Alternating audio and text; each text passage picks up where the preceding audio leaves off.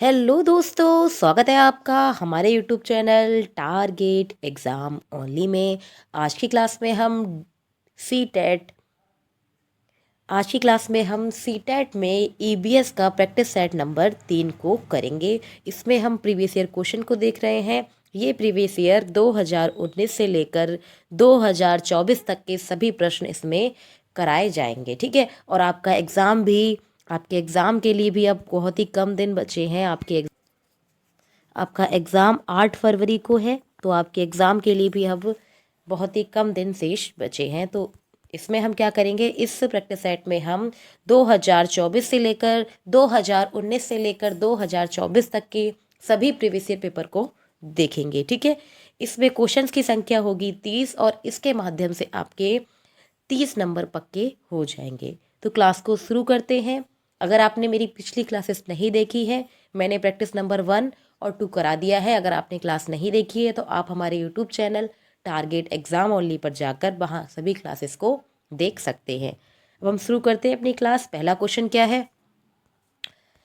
पहला क्वेश्चन है, वैकल्पिक ढांचे का क्या अर्थ है? क्या है? क्वेश्चन को एक बार फिर से पढ़ते हैं। वैकल्पिक ढांचे का क्या अर्थ है? ऑप्शन नंबर 1 क्या है? ऑप्शन नंबर 1 है सभी विचार जो दृढ़ता से बच्चों द्वारा अर्जित किए जाते हैं। सभी विचार जो दृढ़ता से बच्चों द्वारा अर्जित किए जाते हैं। ऑप्शन नंबर बी क्या है? ऑप्शन नंबर बी है विभिन्न भौतिक घटनाओं का पाठ्य पुस्तक स्पष्टीकरण। ऑप्शन नंबर 3 है विचार जो आधा ऑप्शन नंबर 3 है विचार जो अवधारणाओं के औपचारिक रूप से स्वीकृत स्पष्टीकरण से अलग है। ऑप्शन नंबर 4 है वर्तमान में वैज्ञानिकों और सामाजिक वैज्ञानिकों द्वारा आयोजित विचार। तो क्वेश्चन में पूछा गया है वैकल्पिक ढांचे क्या है। क्वेश्चन में पूछा गया है कि वैकल्पिक ढांचे क्या हैं। तो इसका सही आंसर बताइए। इसका सही आंसर क्या होगा? इसका सही आंसर हो जाएगा ऑप्शन नंबर 3। वैकल्पिक ढांचे का अर्थ होता है विचार जो अवधारणाओं के औपचारिक रूप से स्वीकृत स्पष्टीकरण से अलग है। ऑप्शन नंबर 3 सही हो जाएगा। अगला क्वेश्चन देखते हैं। क्वेश्चन नंबर 2 क्या है? महिलाएं पुरुषों की तुलना में महिलाएं क्वेश्चन नंबर 2 है महिलाएं पुरुषों की तुलना में कमजोर हैं। यह क्या है? एक अंधविश्वास है या फिर मिथक है या फिर वैज्ञानिक तथ्य है या रूढ़िबद्ध धारणा है? तो इसका सही आंसर बताइए। इसका सही आंसर क्या होगा? जो महिलाएं हैं वो पुरुषों की तुलना में वो पुरुषों की तुलना में ये क्या बना लिया लोगों ने अपने अंदर? मिथ बना ली है, मिथक बना लिया है, या फिर लोगों के अंदर ये अंधविश्वास है। तो इसका सही आंसर क्या हो जाएगा? तो इसका सही आंसर हो जाएगा रूढ़िबद्ध धारणा। लोगों ने ये धारणा बना ली है कि महिलाएं जो हैं वो पुरुषों से कमजोर हैं या फिर कम है। लेकिन आज के समय में जो महिलाएं हैं वो कौन से क्षेत्र में नहीं है? सभी क्षेत्रों में फैल चुकी हैं, ठीक है। सभी क्षेत्रों में उनका अपना अपना योगदान रहा है, ठीक है। नेक्स्ट क्वेश्चन देखते हैं। क्वेश्चन नंबर 3 क्या है? क्वेश्चन नंबर 3 है भारत में बिहार के सापेक्ष जम्मू कश्मीर और गोवा की स्थिति क्या है? भारत में बिहार के सापेक्ष जम्मू कश्मीर और गोवा की स्थिति को हमें बताना है। तो इसको हम मैप के थ्रू देख लेते हैं। थोड़ा मैप के थ्रू हम समझ लेते हैं थोड़ा सा कि यहाँ पर क्या है। यहाँ पर हमारा दिया है बिहार। क्या दिया है? ये यहाँ पर हो गया बिहार, ठीक है। और यहीं से हम क्या करेंगे? यहीं से हम इस प्रकार से डायरेक्शन खींच लेंगे।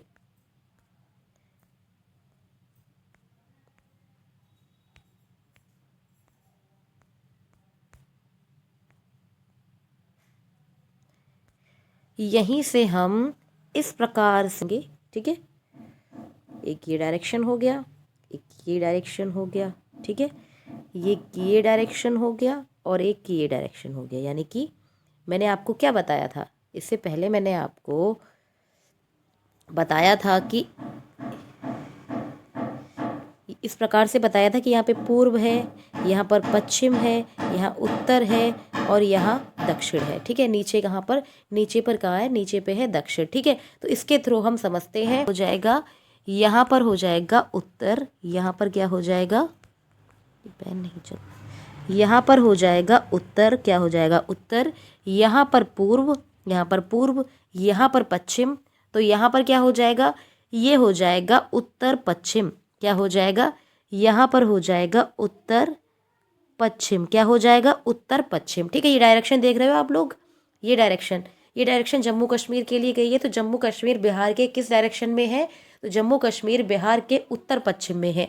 जबकि और क्या पूछा गया, गोवा पूछा गया है, तो गोवा किस डायरेक्शन, पश्चिम में तो नहीं है, तो गोवा है इस डायरेक्शन में, किस डायरेक्शन में, यानी कि यहाँ पर हो जाएगा दक्षिण, यहाँ हो जाएगा दक्षिण, तो ये डायरेक्शन हो जाएगा गोवा का। गोवा का क्या डायरेक्शन हो जाएगा, तो गोवा का डायरेक्शन हो जाएगा दक्षिण पश्चिम, क्या हो जाएगा, दक्षिण पश्चिम हो जाएगा, क्या हो जाएगा, दक्षिण पश्चिम हो जाएगा। गोवा कहाँ पर है, गोवा यहाँ पर है, ये क्या है, यहाँ पर है गोवा, तो ये किस डायरेक्शन में आ गया, दक्षिण पश्चिम में।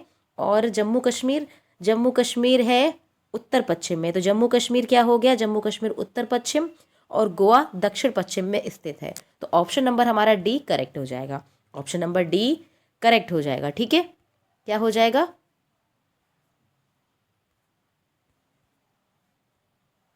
क्या हो जाएगा, ऑप्शन नंबर डी हमारा करेक्ट हो जाएगा। जो गोवा है, ठीक है, जो जम्मू कश्मीर है वो उत्तर पश्चिम में है, कहाँ पर है, जम्मू कश्मीर जो है वो कहाँ पर, उत्तर पश्चिम में है, और गोवा दक्षिण पश्चिम में, किसके, बिहार के। ठीक है, इस मैप के थ्रू आप अच्छे से समझ गए होंगे कि किस डायरेक्शन में कौन सा राज्य स्थित है। ठीक है, अगला क्वेश्चन देखते हैं। अगला क्वेश्चन क्या है, क्वेश्चन नंबर 4 है, वाष्पीकरण की प्रक्रिया निम्नलिखित में से किस स्थिति में सबसे धीमी होगी। कौन सी, वाष्पीकरण की प्रक्रिया निम्नलिखित में से किस स्थिति में सबसे धीमी होगी। इसका सही आंसर बताइए। ऑप्शन नंबर 1 है सतह क्षेत्र और तापमान दोनों में कमी। ऑप्शन नंबर बी है सतह क्षेत्र और तापमान दोनों में क्या हो, वृद्धि हो। या फिर थर्ड ऑप्शन है सतह क्षेत्र बढ़ता है लेकिन तापमान घटता है। ऑप्शन नंबर डी है सतह क्षेत्र घटता है लेकिन तापमान बढ़ता है। तो इसका सही आंसर क्या हो जाएगा, इसका सही आंसर बताइए कि वाष्पीकरण की प्रक्रिया में निम्नलिखित में से किस स्थिति में सबसे धीमी होगी, किस स्थिति में सबसे धीमी होगी। तो इसका सही आंसर हो जाएगा जिसका सतह क्षेत्र क्या हो, सतह क्षेत्र और तापमान दोनों में कमी हो, तो वाष्पीकरण की प्रक्रिया इस स्थिति में क्या होगी, धीमी होगी। क्या होगी, इस स्थिति में धीमी होगी। अगला क्वेश्चन देखते हैं, क्वेश्चन नंबर 5 क्या है। क्वेश्चन नंबर 5 है, स्थानों, दूरियों और दिशाओं की सापेक्ष स्थिति को समझने की क्षमता। क्वेश्चन को एक बार फिर से पढ़ते हैं। स्थानों, दूरियों और दिशाओं की सापेक्ष स्थिति को समझने की क्षमता क्या कहलाती है।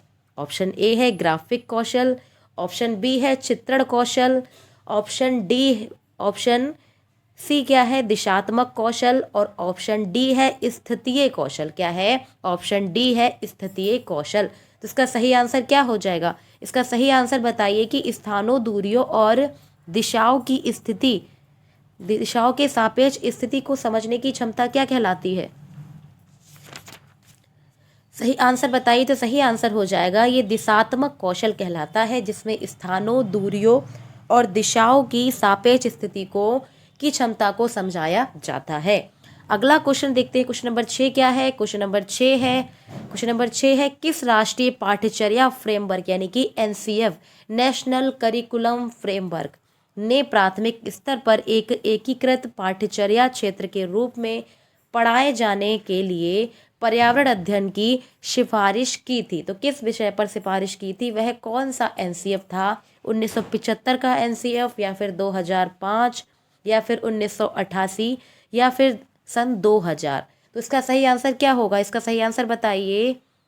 इसका सही आंसर बताइए कि किस नेशनल करिकुलम फ्रेमवर्क, क्या है, किस नेशनल करिकुलम फ्रेमवर्क ने प्राथमिक स्तर पर एक एकीकृत पाठ्यचर्या क्षेत्र के रूप में पढ़ाए जाने के लिए पर्यावरण अध्ययन की सिफारिश की थी। तो इसका सही आंसर क्या होगा, तो इसका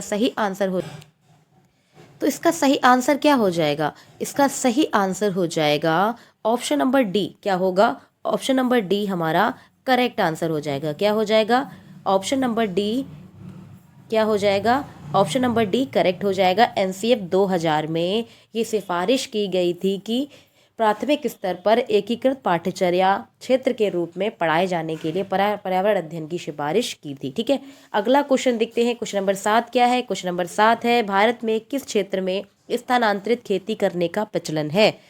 क्वेश्चन को एक बार फिर से देखते हैं कि भारत में किस क्षेत्र में स्थानांतरीय खेती करने का प्रचलन है। तो इसका सही आंसर क्या हो जाएगा? इसका सही आंसर बताइए। इस क्वेश्चन को हमने प्रैक्टिस सेट 1 में किया था। ये क्वेश्चन हमने कब किया था? प्रैक्टिस सेट 1 में किया था। ठीक है, इस क्वेश्चन का आंसर बताइए। इस क्वेश्चन का आंसर बताइए, भारत में किस क्षेत्र में स्थानांतरित खेती करने का प्रचलन है? तो इसका सही आंसर हो जाएगा option number B. Option number B, उत्तर पूर्वी क्षेत्रों में, उत्तर पूर्वी क्षेत्र में क्या किया जाता है? स्थानांतरित खेती की जाती है। अब क्वेश्चन पूछा जा सकता है, इसमें एक क्वेश्चन और पूछा जा सकता है कि स्थानांतरित खेती को और किस नाम से जानते हैं? तो स्थानांतरित खेती को हम झूम खेती भी कहते हैं। क्या कहते हैं? झूम खेती भी कहते हैं।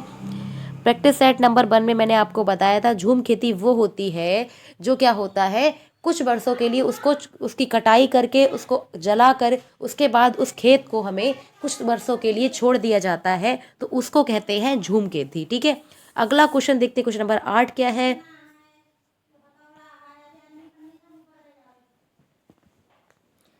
क्वेश्चन नंबर 8 है, नदी बांधों से उत्पन्न जल विद्युत के लिए निम्नलिखित में से कौन सा कथन सत्य नहीं है?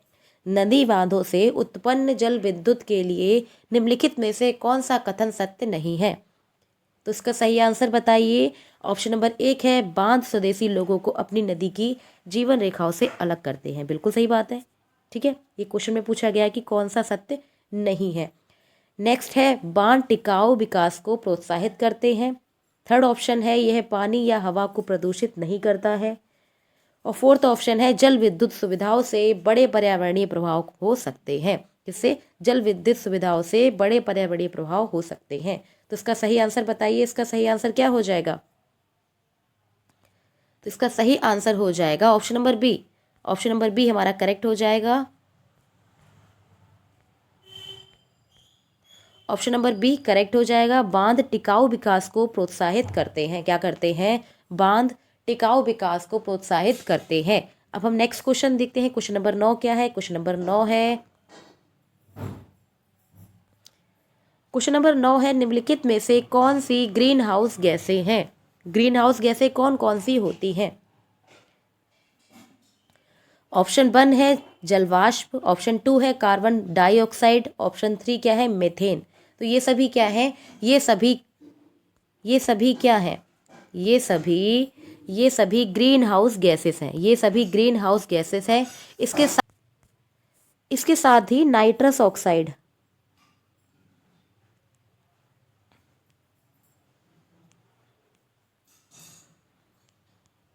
ठीक है, नाइट्रस ऑक्साइड है, मीथेन है, क्लोरोफ्लोरोकार्बन यानी कि CFC है, क्लोरोफ्लोरोकार्बन जिसे कहते हैं, जलवाष्प है, कार्बन डाइऑक्साइड है, मीथेन है। तो ये सभी गैसेस जो होती हैं वो ग्रीन हाउस गैसेस कहलाती हैं। अगला क्वेश्चन देखते हैं। क्वेश्चन नंबर 10 क्या है? क्वेश्चन नंबर 10 है, भारत में ठंडे रेगिस्तान मानसून से प्रभावित क्यों नहीं होते हैं? भारत में ठंडे रेगिस्तान मानसून से प्रभावित क्यों नहीं होते हैं? तो इसका सही आंसर बताइए। इसका सही आंसर क्या हो जाएगा? ऑप्शन नंबर 1 है, ठंडे रेगिस्तान बहुत ऊंचाई पर होते हैं। ऑप्शन नंबर 2 है, ठंडे रेगिस्तानों में ठंडे रेगिस्तान में गर्म गर्मियों और बेहद ठंडी सर्दियों में होती है। ऑप्शन नंबर 3 है, ठंडे रेगिस्तान हिमालय की वृष्टि छाया में होते हैं। ऑप्शन नंबर 4 क्या है? ठंडे रेगिस्तानों में हवा बहुत पतली या फिर कम होती है। तो इसका सही आंसर क्या हो जाएगा? तो इसका सही आंसर हो जाएगा option number C. Option number C correct हो जाएगा। ठंडे रेगिस्तान हिमालय की वृष्टि छाया में होते हैं। ठंडे रेगिस्तान हिमालय की वृष्टि छाया में होते हैं। तो इसका सही आंसर हो जाएगा ऑप्शन नंबर 3। ठीक है, अगला क्वेश्चन देखते हैं। क्वेश्चन नंबर 11 क्या है? क्वेश्चन नंबर 11 है, ताजमहल के पीले होने के लिए निम्नलिखित में से कौन सा कारक जिम्मेदार है? ऑप्शन नंबर ए है क्लोरीन, ऑप्शन बी है नाइट्रोजन डाइऑक्साइड, ऑप्शन सी है सल्फर डाइऑक्साइड और ऑप्शन डी है सल्फर। तो इसका सही आंसर बताइए। ताजमहल के पीले होने के का जिम्मेदार कौन है? ताजमहल के पीले होने का जिम्मेदार कौन सी गैस है? तो कौन सी गैस है? Sulphur dioxide. कौन सी गैस है? सल्फर डाइऑक्साइड की अधिकता के कारण ताजमहल का रंग जो है वो पीला पड़ गया है। कैसा हो गया है? पीला पड़ गया है। ठीक है,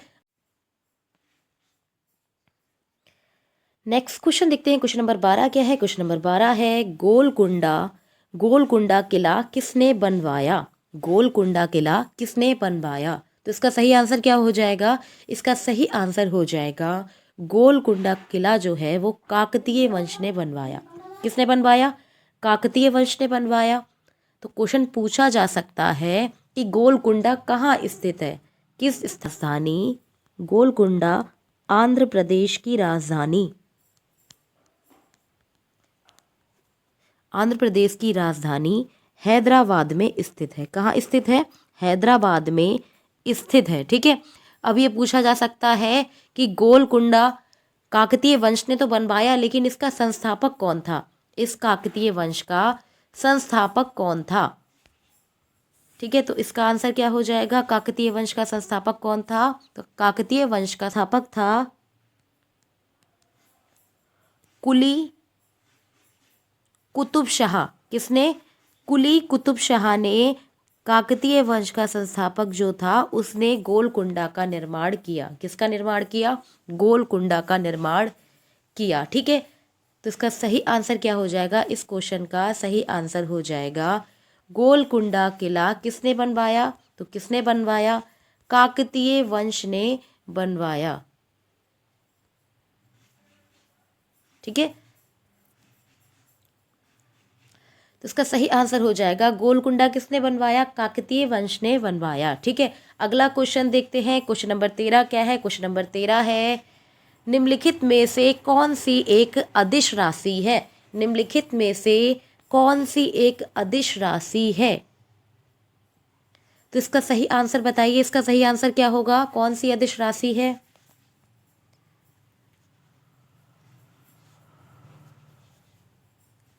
ठीक है, तो अदिश राशि बताने से पहले ये भी पता होना चाहिए कि अदिश राशि होती क्या है। तो अदिश राशियाँ वे होती हैं जिसमें परिमाण तो होता है परंतु दिशा नहीं होती है, अदिश राशियाँ कहलाती हैं। और सदिश राशियाँ क्या होती हैं? सदिश राशियाँ क्या होती हैं? तो सदिश राशियाँ वे होती हैं जिनमें परिणाम और दिशा दोनों निहित होते हैं। जिसमें परिमाण और दिशा दोनों निहित होते हैं, सदिश राशियाँ कहलाती हैं। सदिश राशियाँ कौन कौन सी हैं? तो सदिश राशियां हैं बेग है। क्या क्या है? बेग है।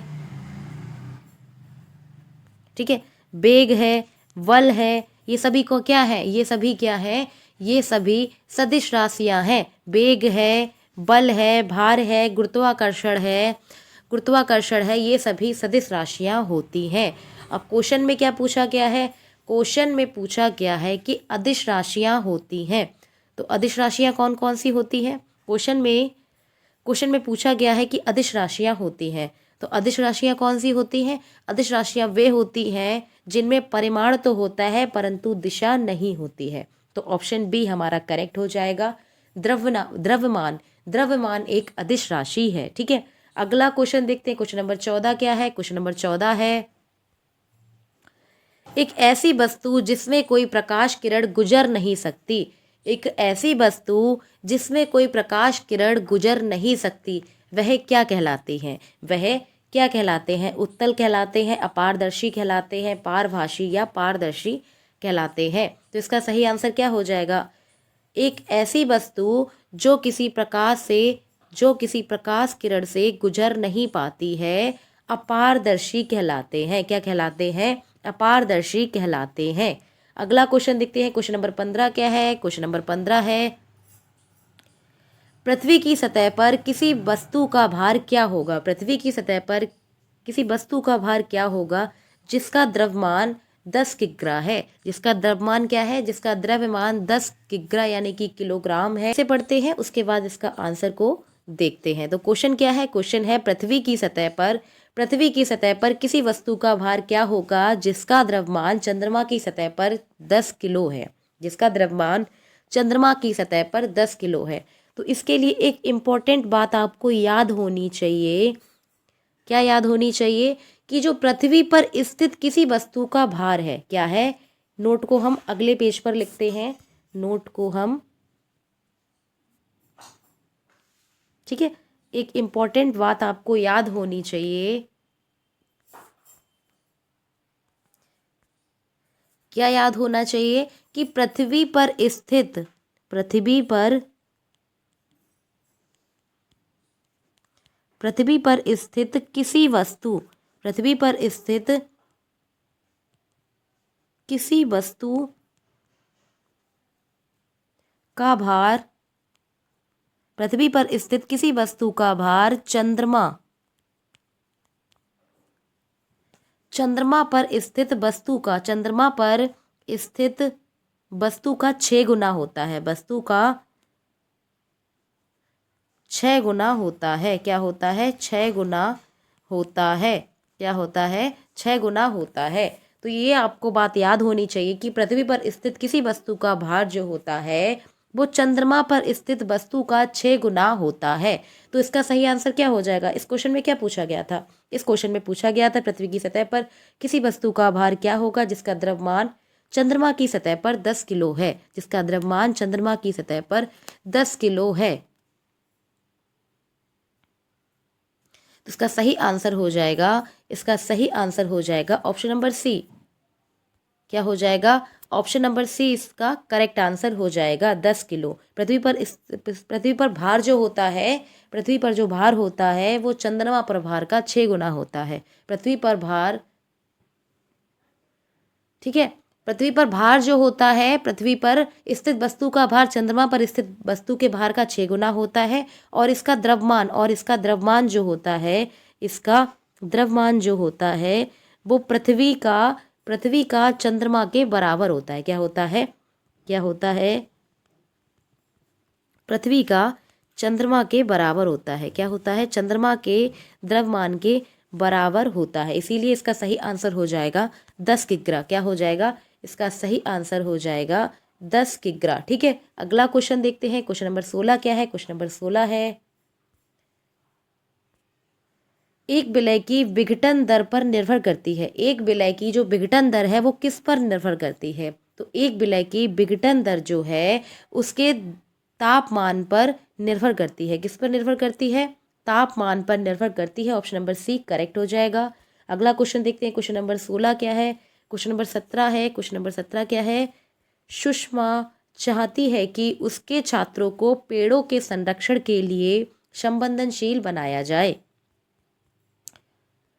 क्वेश्चन नंबर 17 है, सुषमा चाहती है कि उसके छात्रों को पेड़ों के संरक्षण के लिए संवेदनशील बनाया जाए। निम्नलिखित में से कौन सी ऐसी घटना है जिसमें सबसे उपयुक्त रणनीति दी रखी है? ठीक है, सुषमा का ये मानना है कि उसके जो बच्चे हैं वो पेड़ों के संरक्षण के संबंध में संवेदनशील बनाए जाएं। तो इसका सही आंसर क्या हो जाएगा? ऑप्शन नंबर ए है, बच्चों को एक पौधे को अपनाने और पोषित करने में मदद करता है। ऑप्शन बी है, कक्षा में बहस आयोजित करता है। ऑप्शन नंबर सी है, समूह चर्चा। और ऑप्शन नंबर डी क्या है? पोस्टर बनाना। तो इसका सही आंसर क्या हो जाएगा? इसका सही आंसर हो जाएगा, इसका सही आंसर हो जाएगा ऑप्शन नंबर ए, बच्चों को एक पौधा देना चाहिए और कहना चाहिए कि इसको आप खुद रोपिए और पोषित कीजिए, जिससे आपको क्या होगा, समय समय पर उसकी संवेदनशीलता की किस प्रकार से पेड़ को बड़ा किया जाता है, किस प्रकार से उसका प्रोसेस होता है, इस सब में क्या होगा, मदद होगी। ठीक है, अगला क्वेश्चन देखते हैं। क्वेश्चन नंबर 18 क्या है? क्वेश्चन नंबर 18 है, अभय ने अपने छात्रों से उन बीमारियों पर समूह में एक सर्वेक्षण करने के लिए कहा जिनसे उनके पड़ोस में लोग पीड़ित हैं। पाठ्य पुस्तक में सर्वेक्षण का उल्लेख नहीं किया गया है। इस शिक्षण अधिगम की रणनीति के लिए कौन सा विकल्प प्रासंगिक नहीं है? क्वेश्चन को एक बार फिर से देखते हैं कि अभय ने अपने छात्रों से उन बीमारियों के समूह में सर्वेक्षण करने के लिए कहा जो उसके आस पड़ोस के लोग जिससे पीड़ित हैं। पाठ्य पुस्तक में सर्वेक्षण का उल्लेख तो नहीं दिया है, परंतु हमें ये बताना है कि कौन सा विकल्प प्रासंगिक नहीं है। तो ऑप्शन ए क्या है? ऑप्शन ए है, ऑप्शन ए है, इसमें समुदाय को उन बीमारियों को समझने में मदद मिली जिनसे वे पीड़ित थे। ठीक है, नेक्स्ट ऑप्शन है ऑप्शन नंबर 2, इनसे समुदाय के साथ बातचीत करने का अवसर प्रदान किया गया। ऑप्शन बी है, इनसे समुदाय के साथ बातचीत करने का अवसर प्रदान किया। ऑप्शन सी है, इससे बच्चों को वास्तविक जीवन के साथ सीखने में मदद मिली। ऑप्शन डी है, इसने बच्चों को डाटा हैंडलिंग समझने और एक साथ काम करने में सक्षम किया। तो इसका सही आंसर क्या हो जाएगा? इसका सही आंसर बताइए।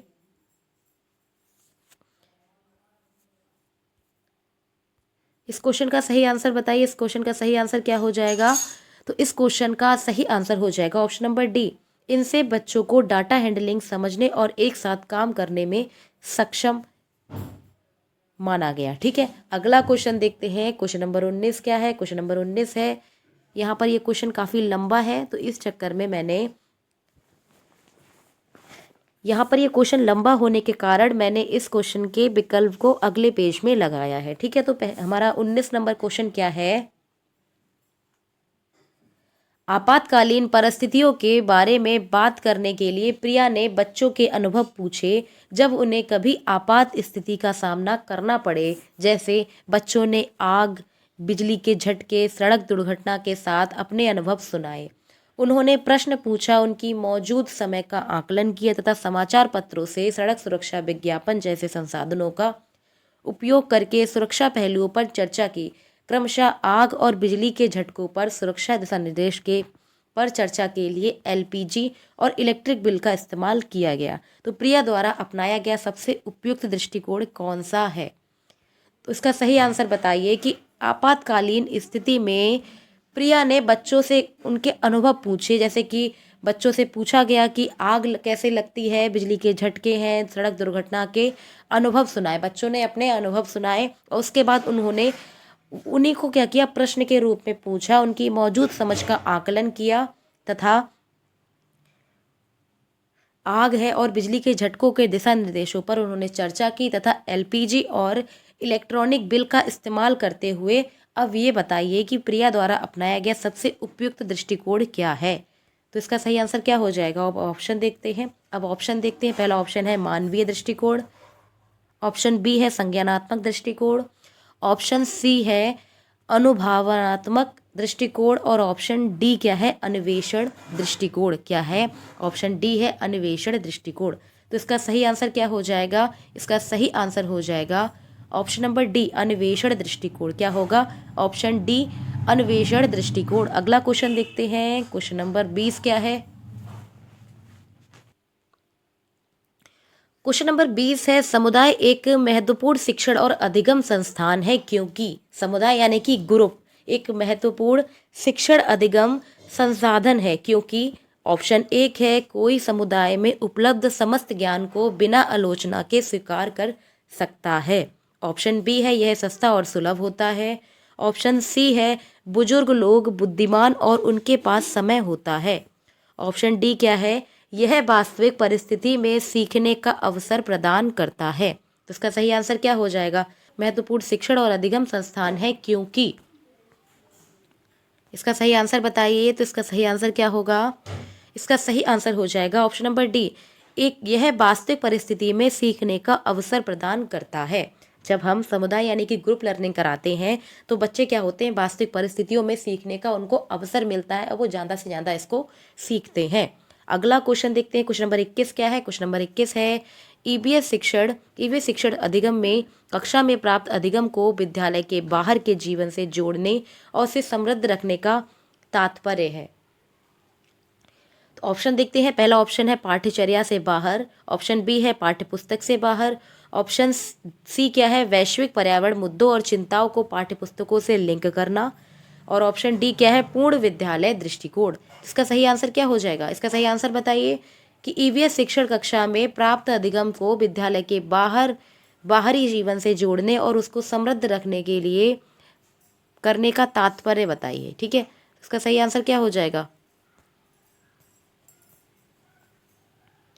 इसका सही आंसर बताइए। तो इसका सही आंसर हो जाएगा पाठ्य पुस्तकों को बाहरी जीवन से जोड़ना। ठीक है, अगला क्वेश्चन देखते हैं। क्वेश्चन नंबर 22 क्या है? क्वेश्चन नंबर 22 है, कक्षा 3 के छात्रों को रमा ने सिखाया कि पिता माँ और उनके बच्चे एकल परिवार का गठन करते हैं। कौन?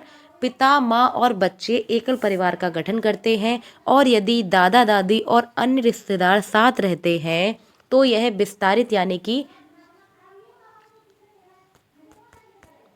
और यदि दादा दादी और अन्य रिश्तेदार साथ रहते हैं तो यह विस्तारित परिवार होता है। आप इस बारे में क्या सोचते हैं? पहला ऑप्शन है परिवार की अवधारणा को इसी तरह सिखाया जाना चाहिए। ऑप्शन बी है परिवार की परिभाषा गलत है। ऑप्शन सी है रमा अपने छात्रों के प्रति असंवेदनशील है। और ऑप्शन डी क्या है? शिक्षण अधिगम दृष्टिकोण समावेशी नहीं है। तो इसका सही आंसर क्या हो जाएगा? इसका सही आंसर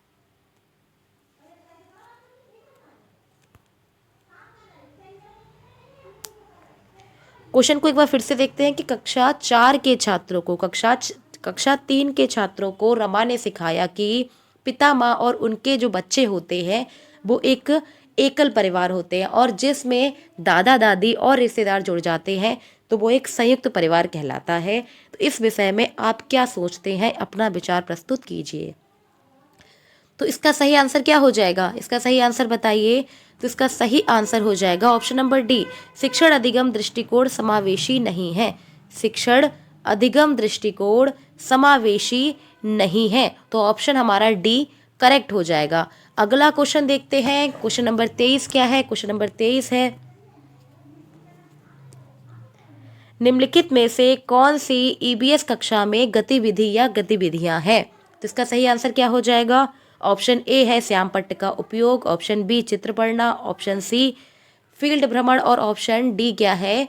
ये सभी। तो इसका सही आंसर क्या हो जाएगा? इसका सही आंसर हो जाएगा उपयुक्त सभी। क्या हो जाएगा? इसका सही आंसर हो जाएगा ऑप्शन नंबर डी, ये सभी, जिसमें श्याम पट्ट का उपयोग होता है, चित्र पढ़ना, फील्ड भ्रमण, ये सभी आते हैं। ठीक है, अगला क्वेश्चन देखते हैं। क्वेश्चन नंबर 24 क्या है? क्वेश्चन नंबर 24 है, पर्यावरण अध्ययन पाठ्यक्रम बच्चों की समग्र शिक्षा का कारण बन सकता है यदि यह विषयगत हो, एकीकृत हो या समावेशी हो। तो इसका सही आंसर क्या हो जाएगा? इसका सही आंसर बताइए कि पर्यावरण अध्ययन पाठ्यक्रम बच्चों की समग्र शिक्षा का कारण बन सकता है यदि इसका सही आंसर बताइए। इसका सही आंसर क्या होगा?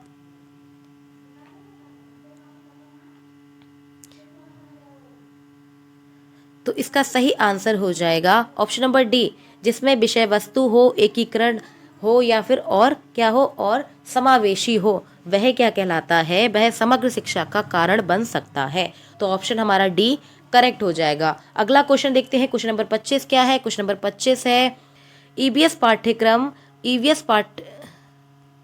ऑप्शन नंबर 25 है, ईवीएस पाठ्यपुस्तकों में सपेरों का एक अध्याय दिया है। उद्देश्य बच्चों को जागरूक करना और संवेदनशील बनाना है। क्वेश्चन को एक बार फिर से पढ़ते हैं कि ईवीएस पाठ्यपुस्तक में सपेरों का अध्ययन किया गया है, इसका उद्देश्य बच्चों को जागरूक करना और संवेदनशील बनाना है। तो इसका सही आंसर क्या हो जाएगा? ऑप्शन नंबर ए है कि पशुपालन आजीविका का अच्छा स्रोत है। ऑप्शन बी है कि यह एक अवैध कार्य है। ऑप्शन सी है सपेरों के लिए क्योंकि बच्चे इन दिनों अक्सर उन्हें नहीं देखते हैं। ऑप्शन डी क्या है कि सपेरे सांपों को नुकसान नहीं पहुंचाएं और उन्हें अपनी आजीविका से वंचित करने से पहले विकल्पों को प्रदान करने की आवश्यकता है। ठीक है, तो इसका सही आंसर क्या हो जाएगा? इसका सही आंसर बताइए। 25 नंबर क्वेश्चन का आंसर बताइए। 25 नंबर क्वेश्चन का आंसर बताइए। 25 नंबर क्वेश्चन का सही आंसर हो जाएगा ऑप्शन नंबर डी। क्या हो जाएगा? ऑप्शन नंबर डी इसका करेक्ट आंसर हो जाएगा कि सपेरे सांपों को नुकसान नहीं पहुंचाए और उन्हें अपनी आजीविका से वंचित करने से पहले विकल्पों को प्रदान करने की आवश्यकता होती है। इसका सही आंसर हो जाएगा option number D. Next question देखते हैं। क्वेश्चन नंबर 26 क्या है? क्वेश्चन नंबर 26 है पर्यावरण अध्ययन की अपनी कक्षा में समूह क्रियाकलाप का निर्माण करते हुए आप निम्नलिखित विचारों पर किन का ध्यान रखेंगे? क्वेश्चन को एक बार फिर से देखते हैं कि पर्यावरण अध्ययन की अपनी कक्षा में समूह विकल्प क्रियाकलाप का निर्माण करते हुए आप निम्नलिखित में से किन पर विचार करेंगे, ठीक है, किस पर ध्यान रखेंगे? तो ऑप्शन ए है बच्चों की रुचि पर, ऑप्शन बी है लड़के लड़कियों के समान रूप से रुचिकर लगे, ऑप्शन सी है मूल्यवान सामग्री लगे, या फिर ऑप्शन डी है सभी धार्मिक और सांस्कृतिक पृष्ठभूमि के बच्चों को रुचिकर लगे। तो इसका सही आंसर क्या हो जाएगा? तो इसका सही आंसर क्या हो जाएगा? इसका सही आंसर बताइए, कूट के थ्रू बताइए इसका सही आंसर कि कौन सा ऑप्शन करेक्ट होगा। तो इसका सही आंसर हो जाएगा AVD, यानी कि बच्चों की रुचि का ध्यान रखना। ऑप्शन बी लड़के लड़कियों को समान रूप से रुचिकर लगे, और ऑप्शन डी है सभी धार्मिक सांस्कृतिक पृष्ठभूमि को बच्चों को रुचिकर लगे, यानी कि ऑप्शन नंबर बी करेक्ट हो जाएगा। अगला क्वेश्चन देखते हैं, क्वेश्चन नंबर 27 क्या है? क्वेश्चन नंबर 27 है, निम्नलिखित में से सभी कथन पर्यावरण अध्ययन में सामूहिक रूप से क्रियाकलाप में संलग्न शिक्षकों और विद्यार्थियों के पक्ष में तर्क प्रस्तुत करते हैं, केवल एक कथन को छोड़कर। वह कौन सा कथन है? ऑप्शन ए है बच्चे परस्पर सामंजस्य और सहयोग करना सीखते हैं, ऑप्शन बी है बच्चे दूसरे बच्चों की बात से बहस करने में अधिक सीखते हैं, ऑप्शन सी है समूह क्रियाकलापों की वजह से बच्चे अंक उपलब्धि में अच्छा सुधार प्रदर्शित करते हैं, और ऑप्शन डी है प्रणों के समर्थन से बच्चों को अपनी क्षमता से अधिक ज्ञान के निर्माण में सहायता मिल सकती है। तो इसका सही आंसर क्या होगा? इसका सही आंसर बताइए। क्वेश्चन को एक बार फिर से पढ़ते हैं, फिर उसको हम करते हैं, ठीक है। क्वेश्चन क्या दिया है? क्वेश्चन दिया है निम्नलिखित में से सभी कथन पर्यावरण अध्ययन में सामूहिक रूप से क्रियाकलापों में संलग्न शिक्षकों विद्यार्थियों के पक्ष तर्क में प्रस्तुत किए गए, केवल एक कथन ऐसा है जिसको छोड़कर, वह कथन कौन सा है? तो इसका सही आंसर क्या होगा? तो इसका सही आंसर हो जाएगा ऑप्शन नंबर डी। क्या हो जाएगा? ऑप्शन नंबर डी, प्रणों के समर्थन से। ऑप्शन नंबर डी हो जाएगा करेक्ट। प्रणों के समर्थन से बच्चों को अपनी क्षमता से अधिक ज्ञान के निर्माण में सहायता मिल सकती है। तो ऑप्शन नंबर डी हमारा करेक्ट हो जाएगा। अगला क्वेश्चन देखते हैं, क्वेश्चन नंबर 28 क्या है? क्वेश्चन नंबर 28 है, क्वेश्चन नंबर 28 है, समूह कार्य से पर्यावरण अध्ययन कर रहे बच्चों की सामाजिक व्यक्तिक विशेषताओं के आकलन के लिए निम्नलिखित में से कौन सा उपकरण सर्वाधिक उपयुक्त होगा? क्वेश्चन को एक बार फिर से देखते हैं। समूह कार्य से पर्यावरण अध्ययन करने,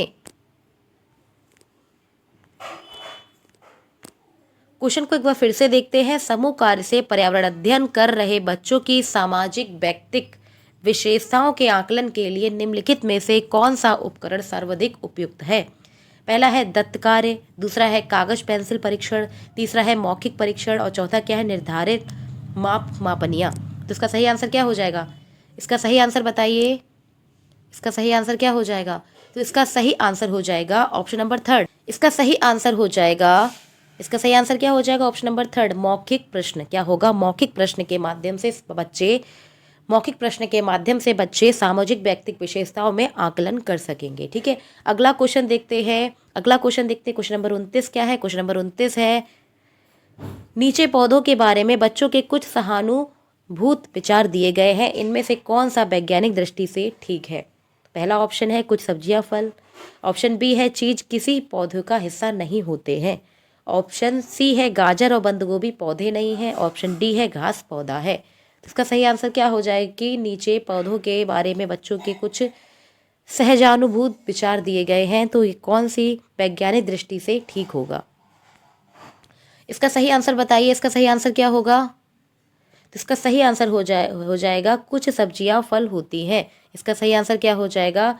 कुछ सब्जियां जो होती हैं वो फल होती हैं। इसका सही आंसर हो जाएगा ऑप्शन नंबर ए। अगला क्वेश्चन देखते हैं, क्वेश्चन नंबर 30। ये हमारा लास्ट क्वेश्चन है।